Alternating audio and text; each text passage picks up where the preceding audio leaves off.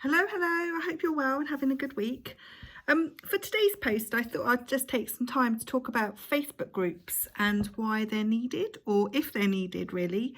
And I know Catherine asked about this question in the page earlier, so I thought, why not do a video and just talk about it?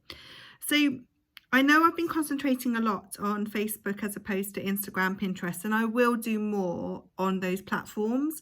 But I just thought rather than confusing everything, I would start in one place, and that happened to be Facebook. I've mentioned before in my previous videos that one of the reasons I like Facebook so much is because actually it has a wide range of tools that you can use to build your community.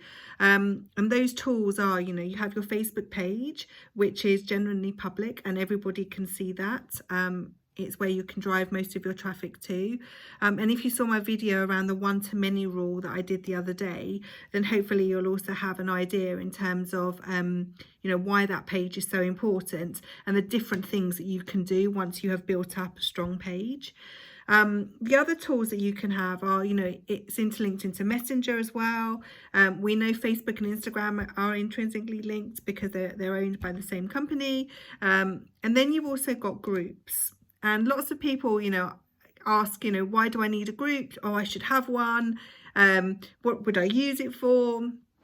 And the thing is that, some people have actually built up their brands without a page and have gone straight to group, but because they've got traffic somewhere where they can use to then drive and build their group. Whereas my method is you build the page and you drive the traffic from the page to the group. I've got different groups, and you'll notice that with the Monday Club, for example, that's where we have mainly our private conversations. The page is really more about kind of promoting the Monday Club as a whole and showcasing the type of advice and the things that I do. If you look at the Kindness Company again, the page is more about promoting the product, promoting the brand, the messaging, all of those kind of lovely things.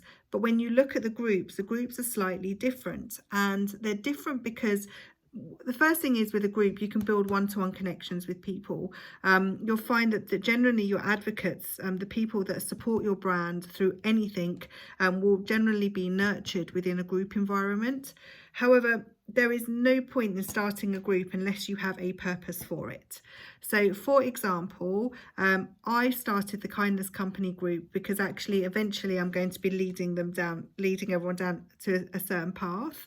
But I actually wanted to get to know people more so because I want to be able to get their opinions in the future on future things that we'll be doing.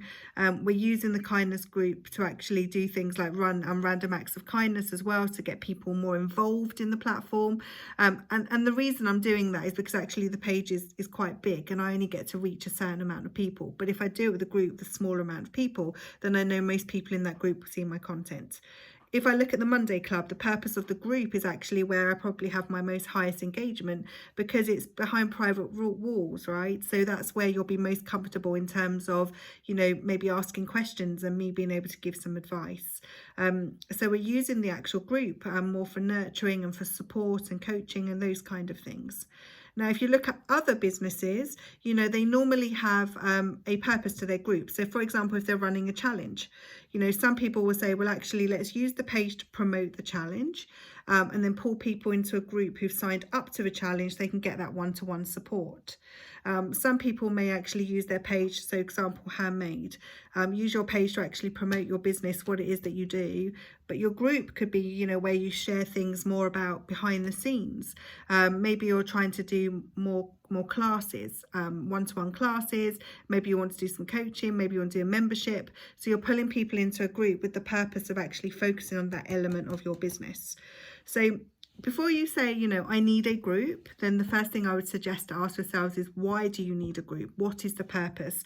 What do you want to achieve from having a group of people within, the walls of Facebook, for example? And, what type of content and how are you going to engage with them?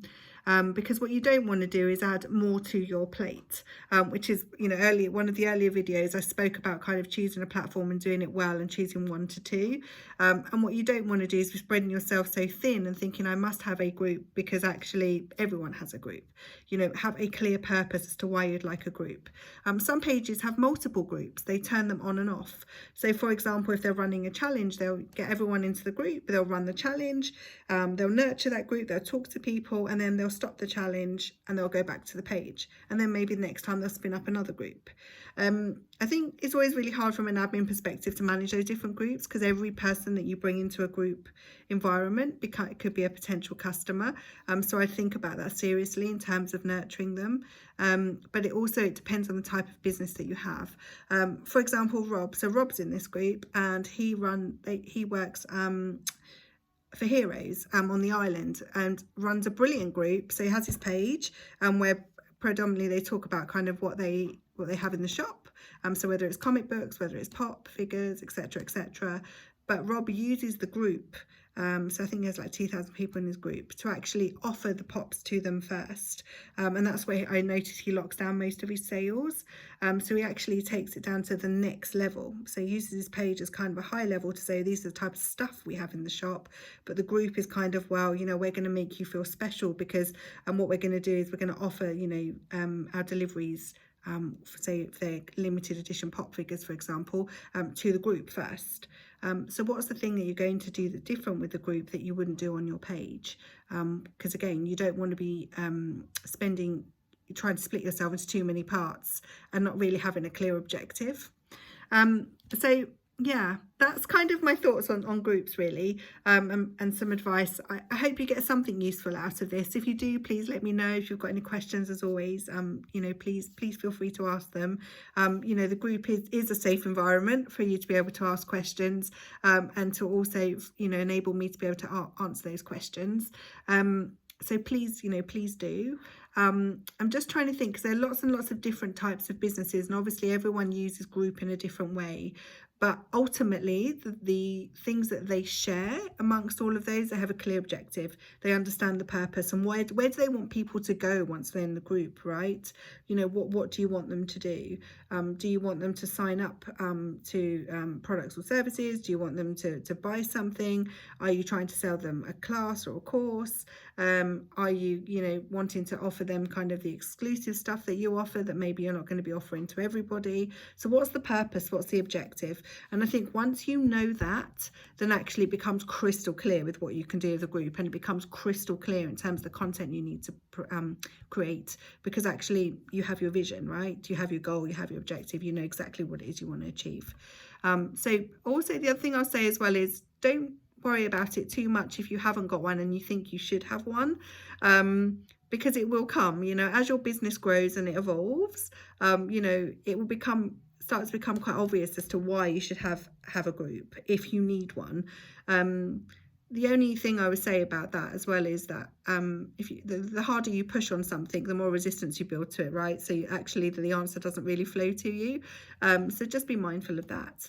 And again, just think about kind of where you want your business to go, what's your overall objective, and if you would have another community within group walls, you know, what would the purpose be? And then once you understand that, then everything else will flow from it. Okay, well, I hope that's helpful. Thank you so much for joining me. I know your time is very precious, and I hope you're finding these videos useful. I know I'm finding them useful doing them every day. I surprise myself with what I know, but there you go. Anyway, enjoy your day or your evening, and I will speak to you all very soon. Take care.